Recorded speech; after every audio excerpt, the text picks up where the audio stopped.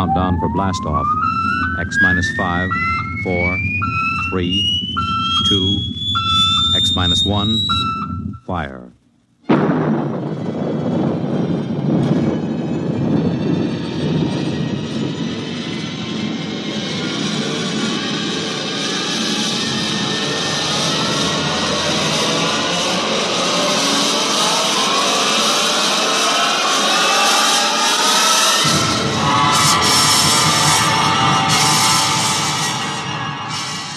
From the far horizons of the unknown come tales of new dimensions in time and space. These are stories of the future, adventures in which you'll live in a million, could be years, on 1,000 maybe worlds. The National Broadcasting Company, in cooperation with Galaxy Science Fiction Magazine, presents X minus 1.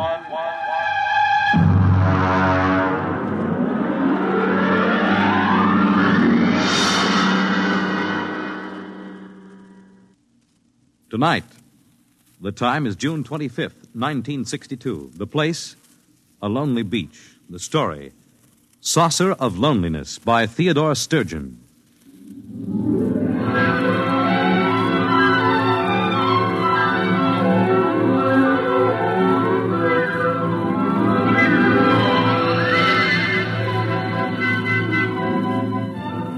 My name is Jason Beniades.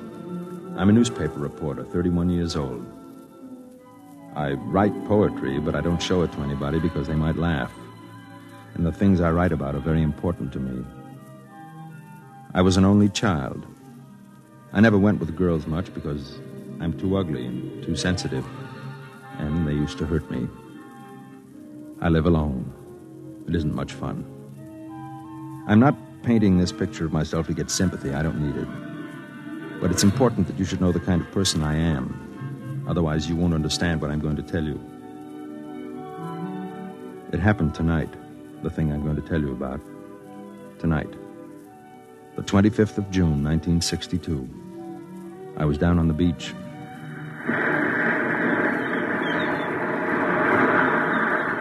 Hey, mister!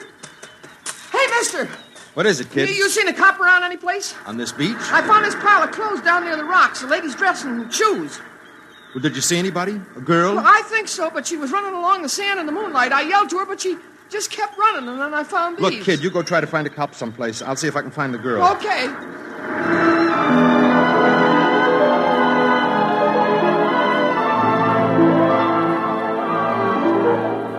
I thought to myself, she's dead. I'll never find her now in this white flood of moonlight with the surf seething in over the pale sand. I ran and ran until my knees buckled and went down in the swirl of it. The sea on my lips, with the taste of tears, and the whole white night shouted and wept. And then I saw her, waist deep, walking into the surf. Stop! Stop it! Come back! Come on, come out. Let go. Let me go. Don't do it. Please don't. Leave me alone. Leave me alone. I'm going to have to hit you. Forgive me.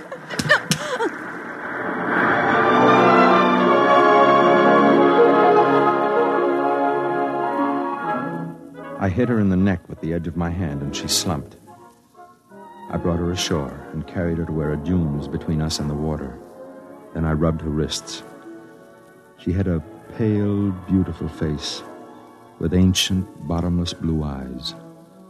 She opened them and looked at me after a moment. It's all right. Here, put my coat over you. Why couldn't you leave me alone? I couldn't. Why? Because it's important to me. I suppose you want to know why I did it. If I told you I understand, would you believe me? How could you understand? Maybe I know what it means to be lonely. That's it, isn't it? I don't know. I'm so terribly tired. Put your head against my arm and just stay. Don't be afraid. I've been looking for you for a long time. Looking for me? All my life. How did you know? I don't believe you. It's true. I found your message. Oh. So you see, there's nothing to be afraid of. Not anymore. Just rest. The moonlight is terribly white. Yes. I'd like to rest for a while.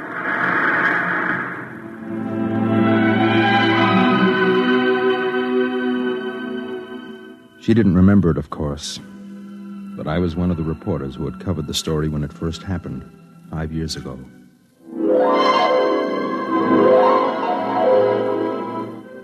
I'll never forget that day. I was working the police blotter. It was a quiet summer afternoon when they brought her in. 2 big cops in blue uniforms. Come on now, girlie, come on. Let me go. I haven't done anything. Take it easy now. What's the trouble, Connolly? Disturbing the peace, Sergeant. Is this that Central Park call? Hey, this is it. I thought you radioed that there was a near riot up there. Oh, you should have seen the place. All right, give me the report. Well, me and Bennett got up there, and there was a mob of people all surrounding this girl, see? So we bust through, and there in the middle of maybe 600 people, she's lying there, sort of in a faint. I asked a couple of people what the difficulty was, and they tell me it's the flying saucer. The what? The flying saucer. What flying saucer? Let me finish, Sergeant. What flying saucer, I ask. And then they says that this girl was standing on the green, and suddenly the saucer comes down and starts whirring over her head like a halo. What is this, miss? A gag? It happened. It did, eh? Well, now suppose you tell me your version. I was standing in the park, and I looked up, and there it was. Describe it. It was beautiful. It was golden with a dusty finish, like an unripe Concord grape. It made a faint sound, a chord of 2 tones. And it circled over my head like some great round hummingbird. Go on. Well, other people must have seen it because they were all looking at me and pointing.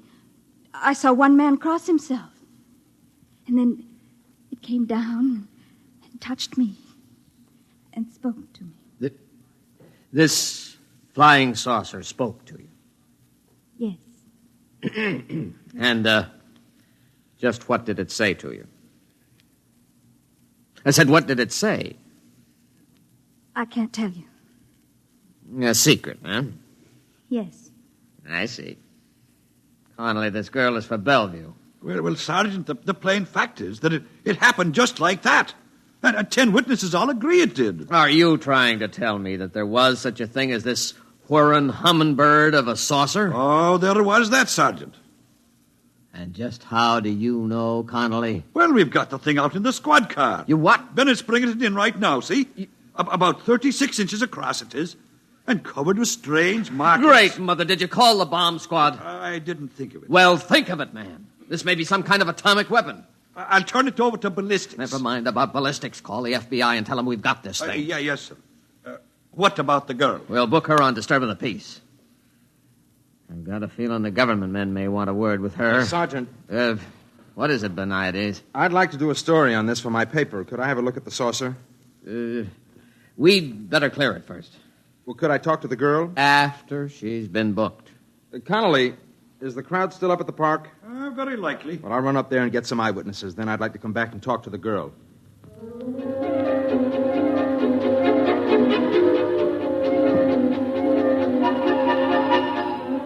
Up at the park, they were still buzzing about it. Some said she was a communist agitator. Some said it was a flying saucer from Mars, and she had stepped out of it. Others said she was a saint, and it was her halo. I took some notes, phoned the paper, and went back downtown to talk to her. But there were a couple of agents with her, and they wouldn't let me in. Now then, miss, you told the sergeant this saucer spoke to you. Is that correct? Yes? Did it speak to you in English? I don't know. You did understand it, though. Yes. Do you speak any other languages? No. Tell me, what message did you receive from this instrument? Wasn't anything, really. Suppose you tell me. I'd rather not. Miss, let me be very frank. I'm not a policeman. I'm a security agent. That means that I deal with problems that affect the security of our country. Do you understand? Yes. Now, we've examined this flying saucer enough to know that it is not of American manufacture.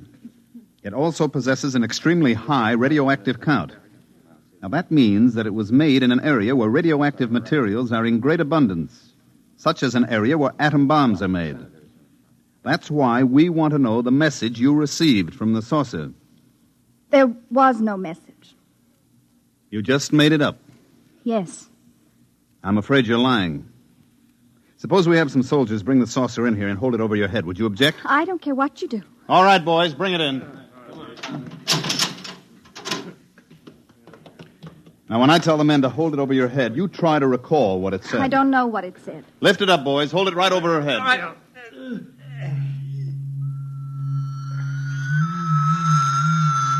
It's talking to you now, isn't it? Yes. What is it saying? What did it say? All right, boys, crate it up and send it down to the National Research Laboratories. Right. What about the girl, sir? We'll get nothing out of her. I don't believe she really knows what that humming noise is. Better have a psychiatrist examine her. Yes, sir.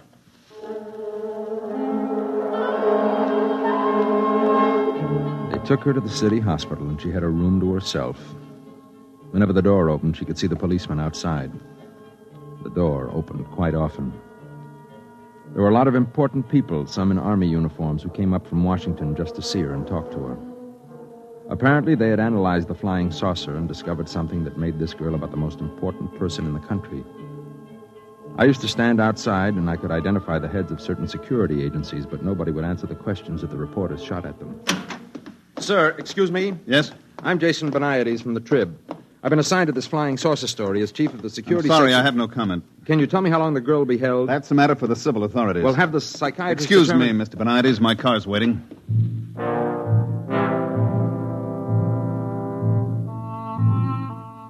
A few days later, she was released from the hospital and returned to the court to be tried on the disorderly conduct charge. They found her guilty and fined her $15 and turned her loose. When she walked out of the courtroom, she was handed a subpoena to appear before a congressional committee in private session. She answered all their questions except one. My paper sent me over to cover the hearings. Now, young lady, I want to remind you that I'm a senator of the United States and empowered by the people of this country to ask questions relating to matters of security. You understand? Yes, Your name is Janet Boyce, is it not? I told you that. Now, at an earlier session, you testified that as a young girl, you were a member of a certain organization in your neighborhood. Would you name it? The Rinky Dinks. Who comprised the Rinky Dinks, Miss Boyce? It was just a bunch of girls who got together to play field hockey and listen to recordings. Any particular recordings? Mostly Eddie Fisher. I see. Now, this flying saucer, you said it talked to you. You did say that, didn't you? Yes, And then you denied it. Yes. Why? because I was tired of answering questions. Young woman, let me put something to you squarely. Oh, by the way, I think that there are members of the press here. I can divulge a rather spectacular piece of information to you.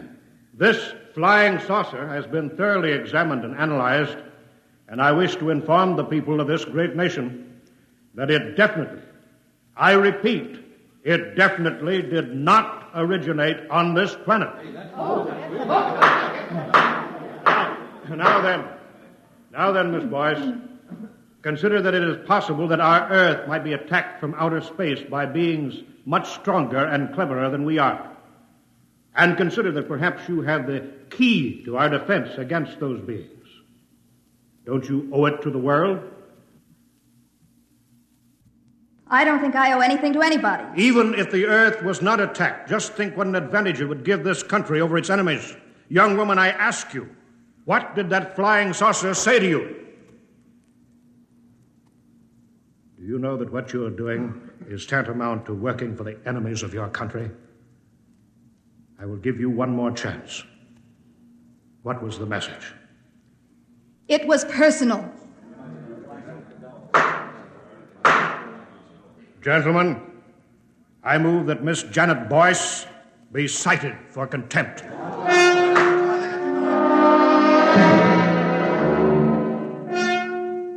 The furor was fantastic.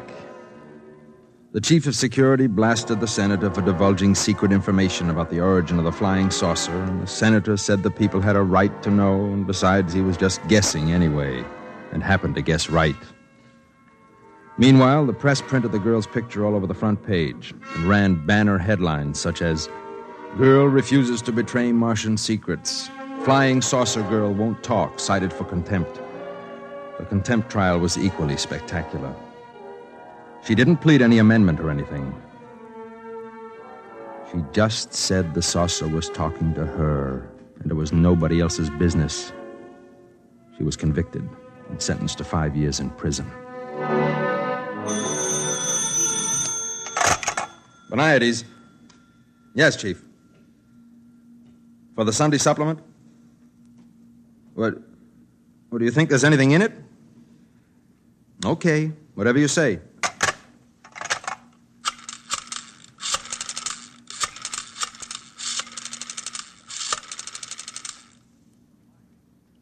Mike, get me everything you can on that flying saucer girl, will you? Yeah, the one that was sent to jail about 4 years ago. See if you can find out what she's doing now. She was released about 6 months ago, I think. Uh-huh. Yeah, the boss wants a feature for the Sunday supplement. Okay.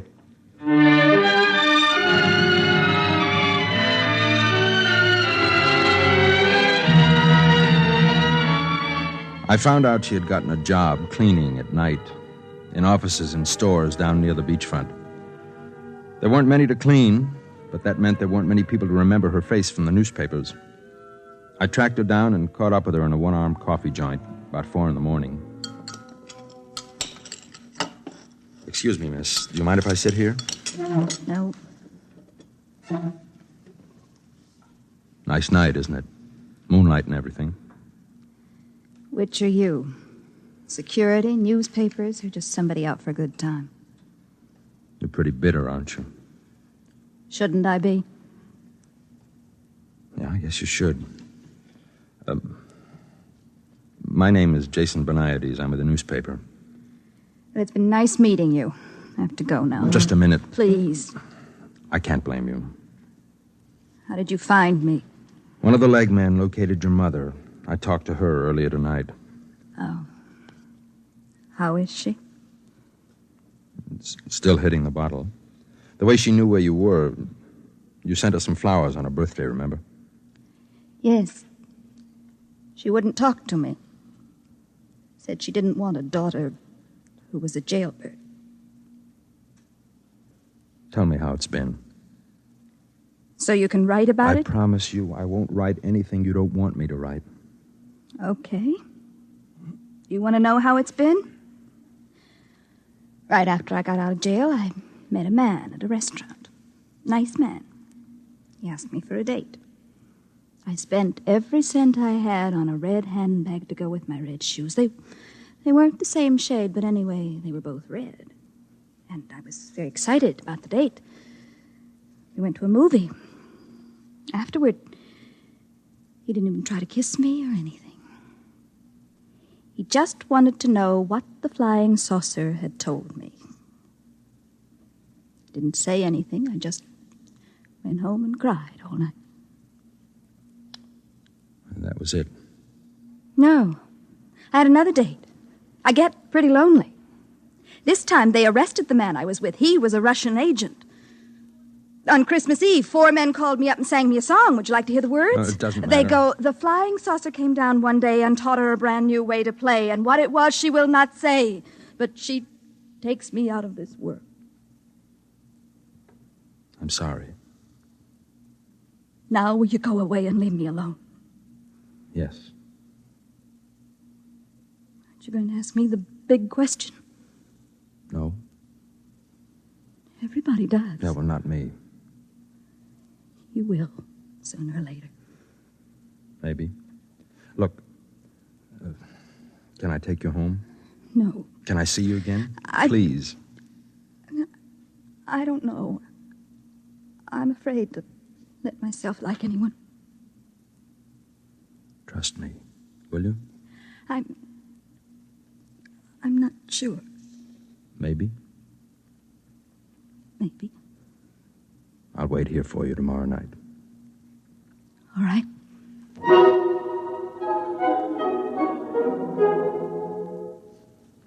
The next night, I went back to the coffee joint to wait for her. I knew she got through about 4 a.m. I got there about 15 minutes early. Mr. Benides? Yes. Say, you're the chief of the security section, aren't you? You have a good memory. You mind if I sit down? Well, I'm expecting someone. Yes, I know. Oh, I see. I'd like to talk to you. Go ahead. You probably know that we've been trying to gain the confidence of this girl for some years now. Yes. And, apparently you've succeeded where we've failed. Well, not really. In any event, you seem to be making some progress. She may not even show up. I think she will. Now, I'm going to ask you to help us. Help? In what way can I help? We have reason to believe that this girl is a courier for some alien power. On what do you base that? Well, there was the incident of the saucer, of course. We've definitely established that it came from some other planet. And recently, she's been throwing messages inside bottles into the ocean. What sort of messages? They're always the same. Now, I have one right here. You're welcome to read it and see if it makes any sense. We've had every decoding expert in the service trying to break it. But we can't seem to find the key. I see. Now, she's throwing literally hundreds of these messages in bottles into the sea. We've got many of them, but not all, naturally. Now, what we're most interested in is locating the contact. Naturally. And that's where you fit in. We'd like you to gain this girl's confidence even further. Try to find out just what these messages mean, and beyond that, what the saucer said to her. You'll be doing us a favor and your country a great service. You're certain this is some subversive activity on her part? How else can you explain the fact that she won't tell us her secret? Maybe because it's hers, and everybody has a right to have something of his own. Are you, trying to tell me that you won't cooperate? I didn't say that. I'd like to remind you, Mr. Benides, that you have a duty to us. I know that. I also have a duty to myself and to God. Now, if you'll excuse me.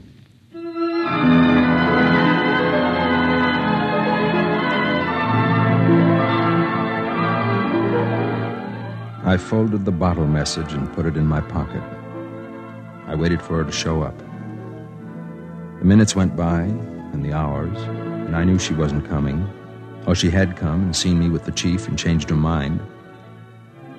That's when I left the cafe and walked down to the beach. That's when I dragged her out of the surf before she could follow one of her bottles into the water.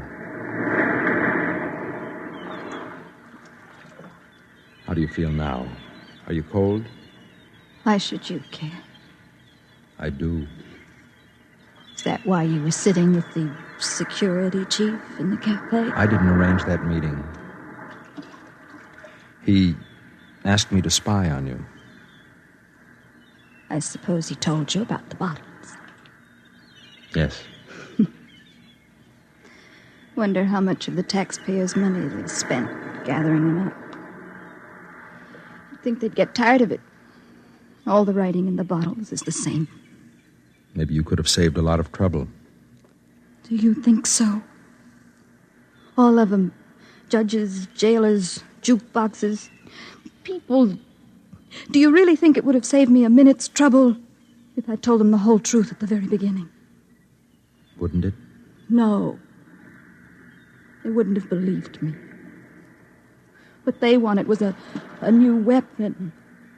Some super scientific super science from some alien super race. Science. That's all they think of. No, it's pretty important. Would it ever have occurred to them that this super race from another planet might have super feelings? Or super longings? Or super loneliness? No. All they think about is weapons. Isn't it time you asked me what the saucer said? No. They all asked me. I don't have to ask you. I know. You know? Let me read it to you. There is in certain living souls a quality of loneliness unspeakable, so great it must be shared as company is shared by lesser beings. Such a loneliness is mine. So know by this that in immensity there is one lonelier than you.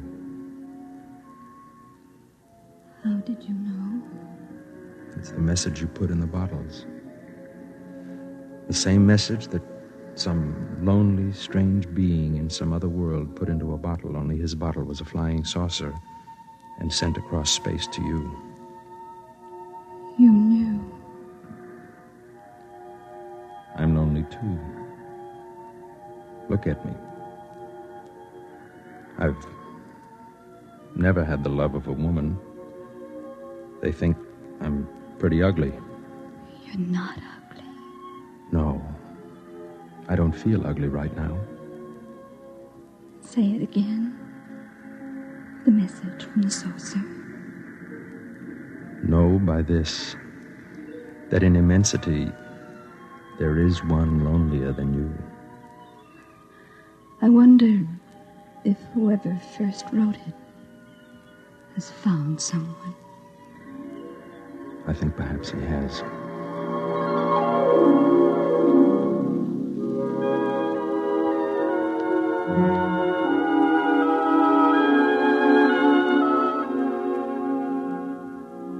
She looked at me and said nothing. But it was as if a light came from her.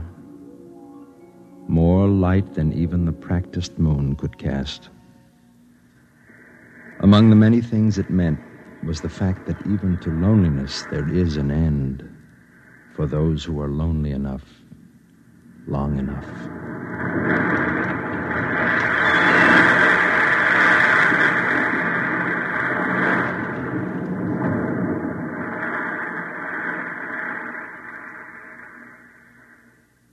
You have just heard X-1, presented by the National Broadcasting Company in cooperation with Galaxy Science Fiction Magazine, which this month features I Am a Nucleus by Stephen Barr, the story of a man who felt he was hexed because his comfortably untidy world had suddenly turned into a monstrosity of order. Galaxy Magazine, on your newsstand today.